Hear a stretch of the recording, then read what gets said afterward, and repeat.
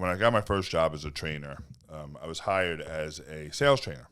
I'd come directly from sales, new home sales, and I was really successful in new home sales, at least by the metric of I sold a lot of homes. And so I was going through this training, and this guy hires me as a trainer. And I go around and I start teaching sales. Now, sales process, how to overcome objections, but it was his content. So all I had to do was regurgitate his content. I wasn't a thought leader. I was a thought repeater.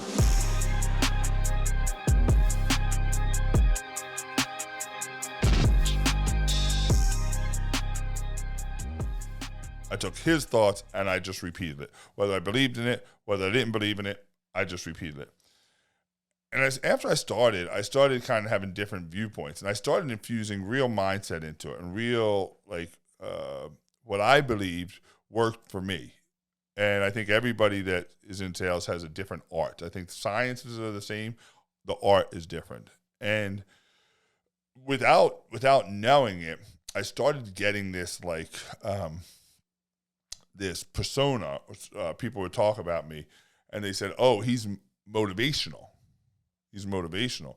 And it was never it was never my mindset to be quote unquote motivational or to inspire people through motivation. I thought I was just giving sales tips, but I was giving my art, and my art, without me consciously knowing, it was driven by motivation. And I started diving into the more of the mindset behind what makes people successful. And so when somebody asks me, how do I stay motivated? It's a great question, because it's what I spend a lot of my time now talking about, but it never set out that way. It was never intended that way. I'm intrinsically motivated, and I'm intrinsically motivated, which means motivation that comes from within. I don't have a lot of external motivations.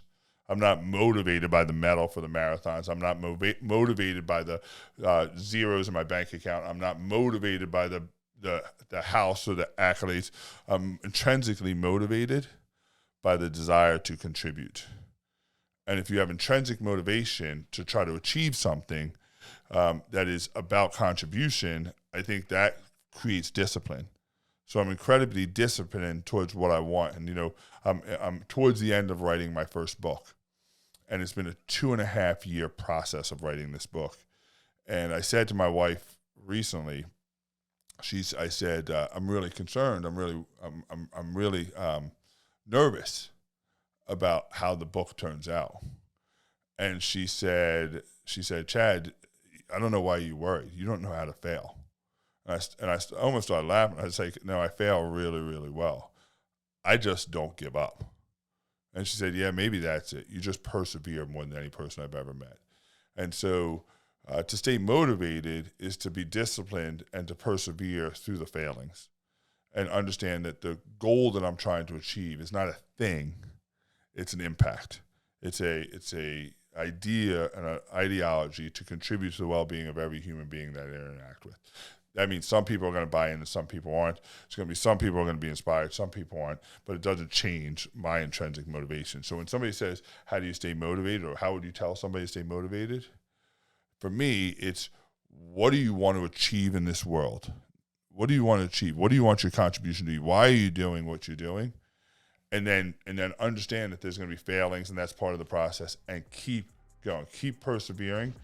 And to me, at the end of the day, if you do that, all the intrinsic motivation you need will be there to get you through those storms.